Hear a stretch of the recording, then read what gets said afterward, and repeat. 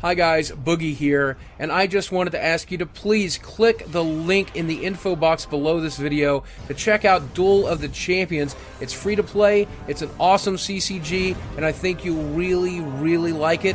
I'm going to show you a little bit of gameplay now, but trust me, if you like CCGs or free to play games as much as I do, you're going to love this one. What's up?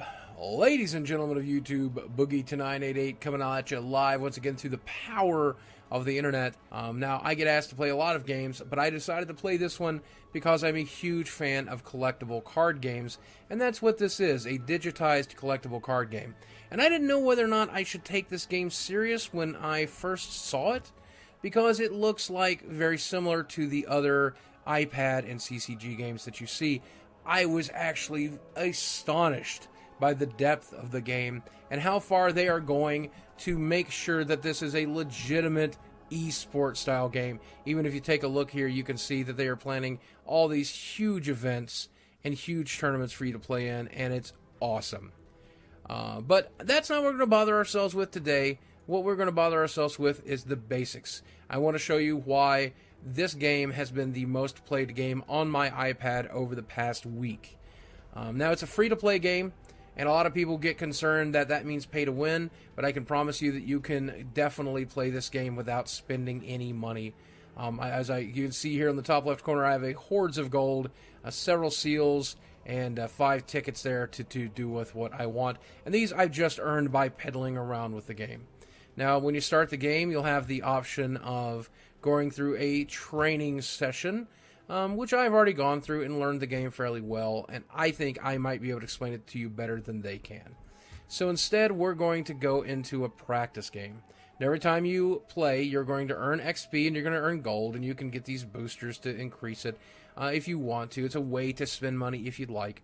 But I'm not going to bother with any of that. I'm just going right into a practice game, and I'm going to play the AI so that we can take our time and explore this game together like a family. Now, just like most CCGs, you're going to draw an opening hand, and this is the opening hand we have here. And I'll show you the anatomy of a card. Here in the top left corner, we have its casting cost. This is how much resource you will need to play it. Here we have its requirement in either might or magic, or I believe destiny, I think is the third option. In this case, this guy requires might, 1 might to be played. Here is the amount of damage that it can do, which is 1. This number we'll skip for just a second.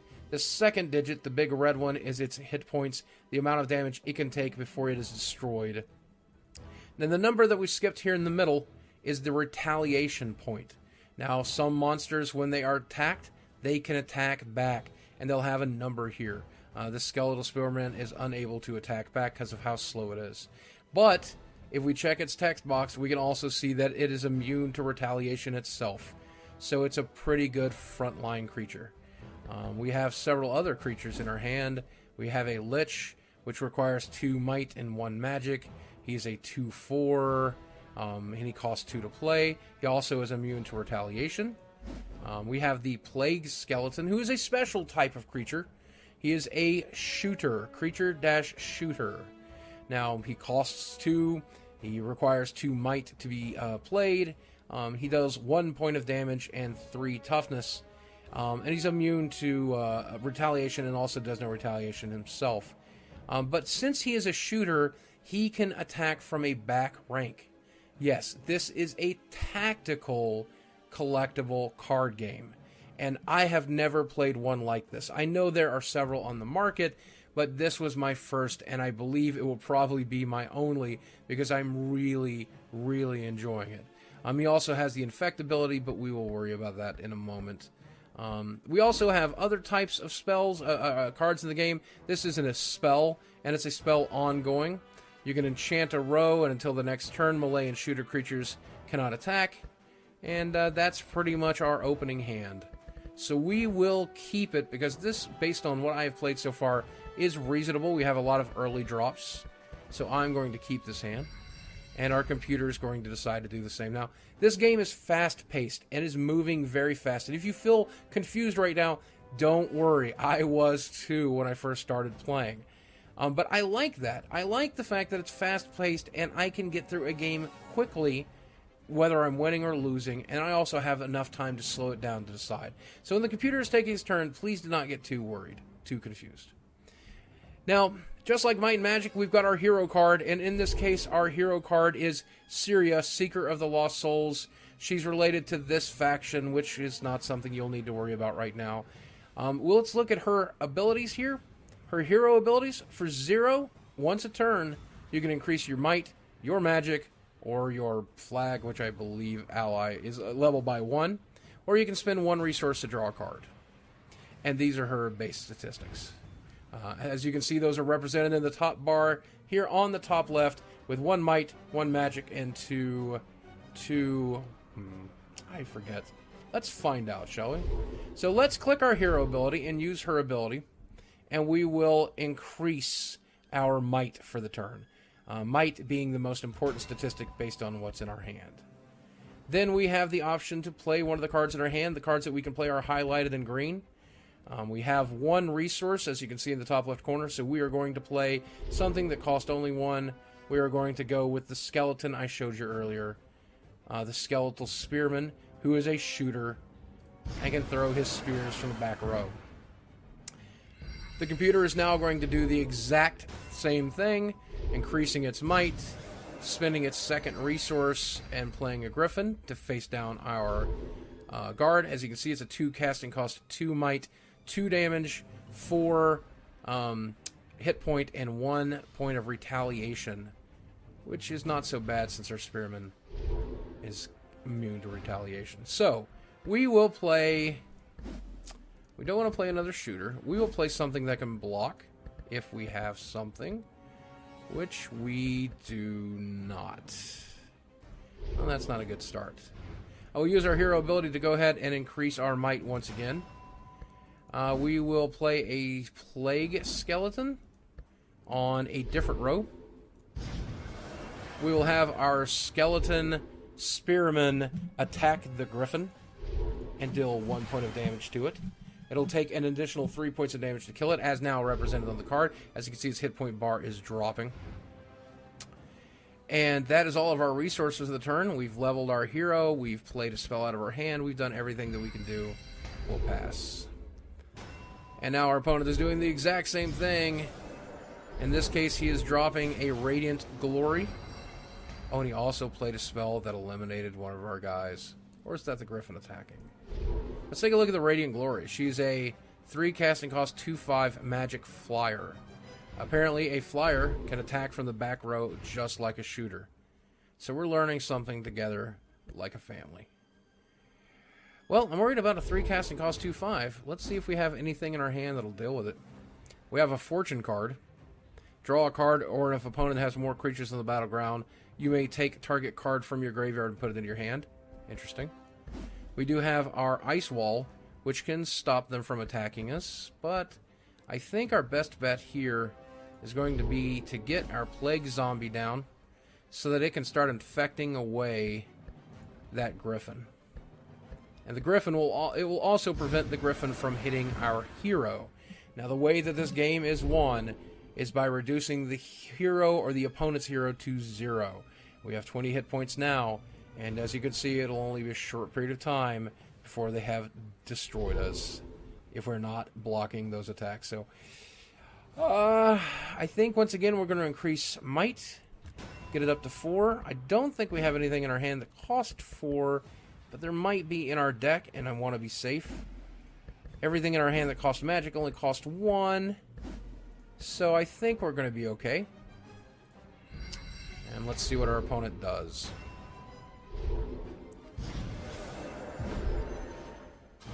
He is summoning quite the horde here and destroying all of our troops, and I'm not enjoying it at all. You always want to do good when you're doing a gameplay video, and sometimes you can, and sometimes you can't. And today, I think, is going to be that can't. We'll level up our hero to increase our magic, or perhaps we'll draw a card. I'm not sure. I believe we'll draw a card. That used our only resource. I was tempted to use my ice wall to keep this little guy from dying, but one of the best parts is about he's incorporeal, so damage dealt to this creature by non-magic source is halved. Oh, but they are magic. Wow. A lot of factors to consider, and even though I'm still new to this game, I definitely feel like I have quite a learning curve to go. This is so much deeper than most of the games of its type that I have played, and I really like that. So what are we going to do about these Horde of Griffins? Let's see what we drew. Destroy all ongoing spells on an enemy creature. Well, that's not useful for us right now. Draw a card, or if an opponent has more creatures on the battleground than you, take target creature card from your graveyard and put it in your hand. Interesting. Not something we need to do right now. I think we do need to drop an ice wall. And that's going to buy us a turn here. We can then place a couple of shooters, try to make up for this huge lack of defense that we have. We'll increase our magic for the turn. We will attack the opposing hero with our Plague Zombie because there's nothing in the road to block him, reducing him to 18. And we have exhausted our options once again. Now I'm concerned because if he has very many more creatures to play here, we're going to be in a bad way. And it looks like we're definitely going to end up in a bad way. Now, what did we draw? If your opponent has more cards in their hand, then you take target creature from their graveyard and put it into your hand. That's interesting. Once again, not going to save us, though. We need larger creatures. And I don't know where we're going to find them from. But let's get this Griffin down. Or, sorry, get this Lingering Ghost down.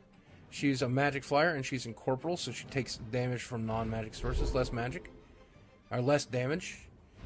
And that's definitely going to be good for blocking that Griffin. Not looking good, ladies and gentlemen. Not looking good at all. But that'll buy us a little bit more time. And I'll take this as an opportunity to show you a very cool aspect of this game that I've not seen elsewhere. There are, I don't know what these cards are called, but each turn one of these is flipped, and they give you an additional ability to play when you begin to have too many resources and you've run out of cards. So Week of the Weaponsmiths, for example, I believe these are event cards. For 3 resources, you can increase the attack of the next creature you deploy this turn by 1. Or alternatively, Month of the Emerald Song, for 3, I can increase the health of the next creature I deploy this turn by 1. Something I probably should have done before ending playing my creatures. Another one has been flipped over, Celebration, and for 2 resources, each player draws a card. It's one I've seen very often, and it's one I've used very often. And they are certainly overwhelming us now. I genuinely don't think there's an opportunity for me to come back here. We'll just have to hope for a giant card, but I don't think we're going to find one. It just doesn't seem like it's going to happen. So we're going to call it GG and surrender. And we'll go on to the next game. Now that we've both learned a little bit, I think we can come up with a much better and advanced strategy and wreck them. So now that we have that embarrassing defeat out of the way, why don't we try playing a real game against a real person? We will click duels and we will fight, and we'll get queued up to play against an actual human being. And as you can see, it's very quick to do so. There are a lot of people playing this game, and it is very populated, and I love that. I hate waiting in a queue. That cost 1, this cost 2, that cost 4. These ice walls cost 1. I think we'll keep this hand. Seems very reasonable. And now we're waiting for our opponent to decide. He has decided. So, as usual, with this deck, we're going to increase our might. We're going to get down our Malayer. And we'll end the turn.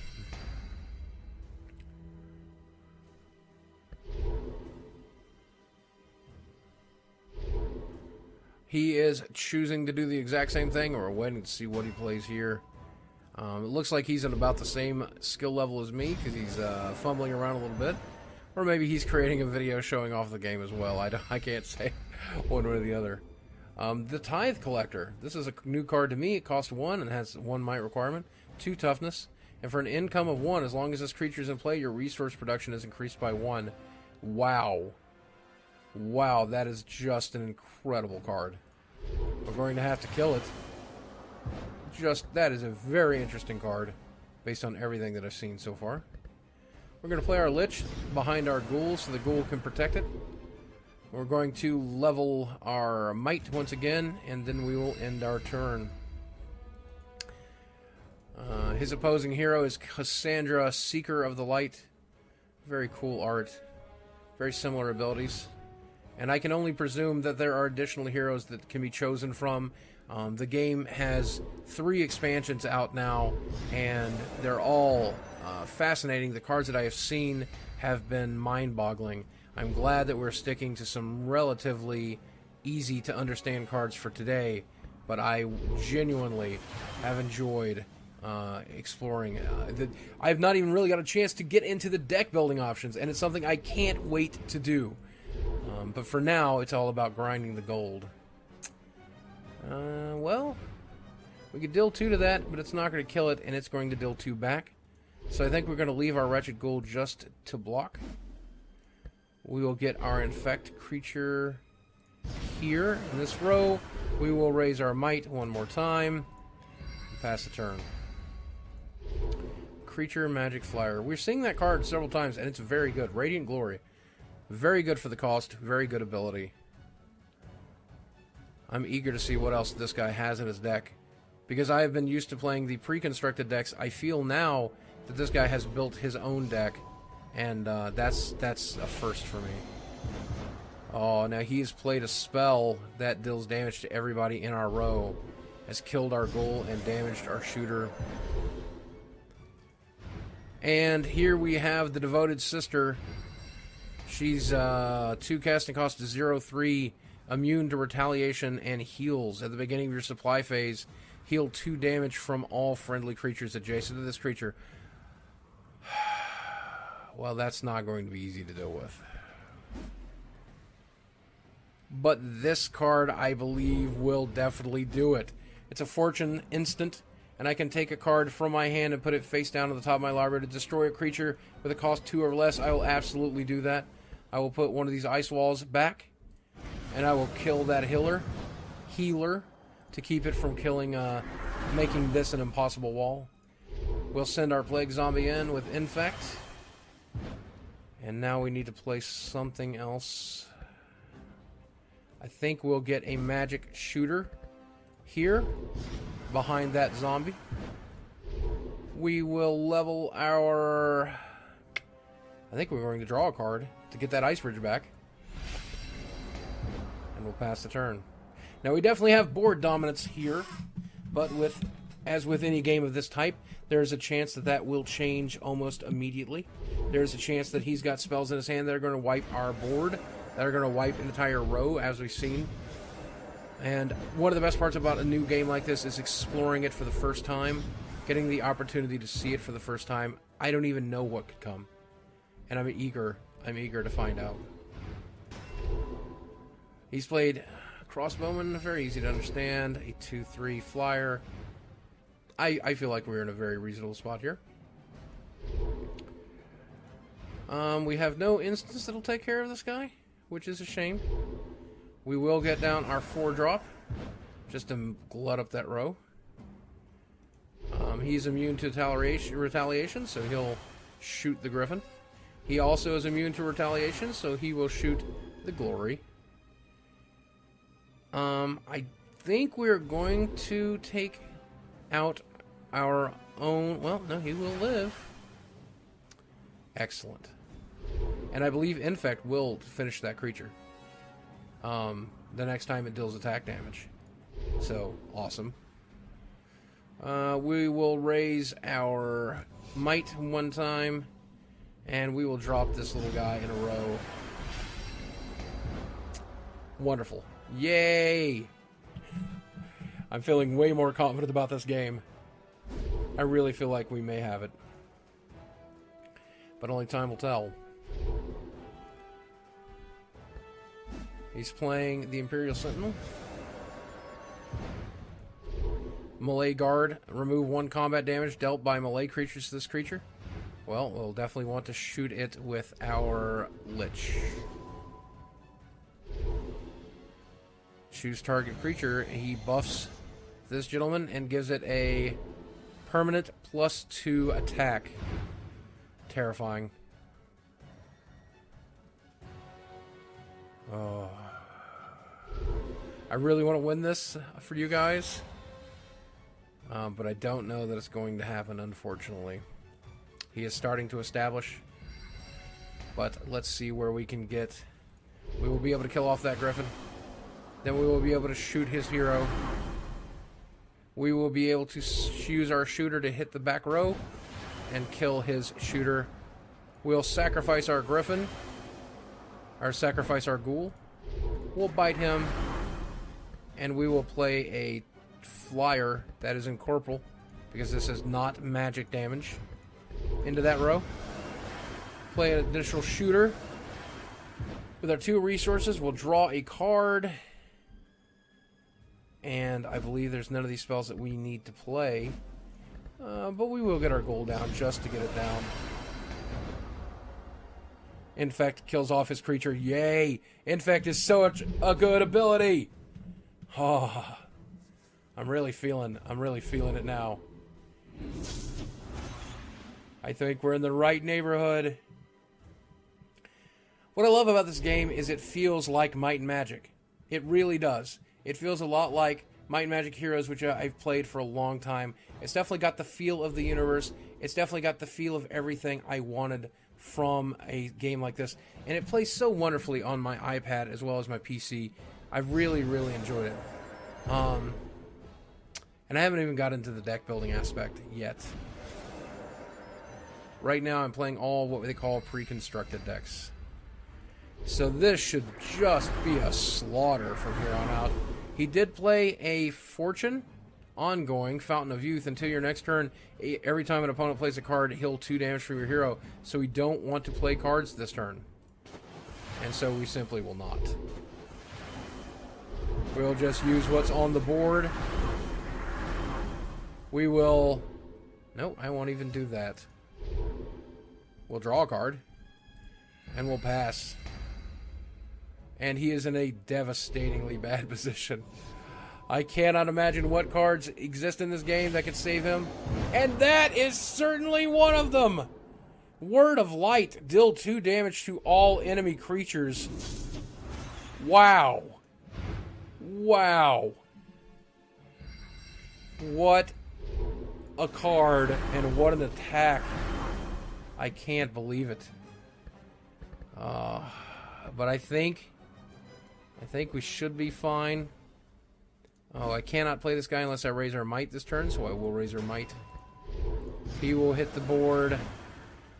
That will hit the board. And as provided he doesn't Word of Light again, I think we'll have it wrapped up. He's trying desperately.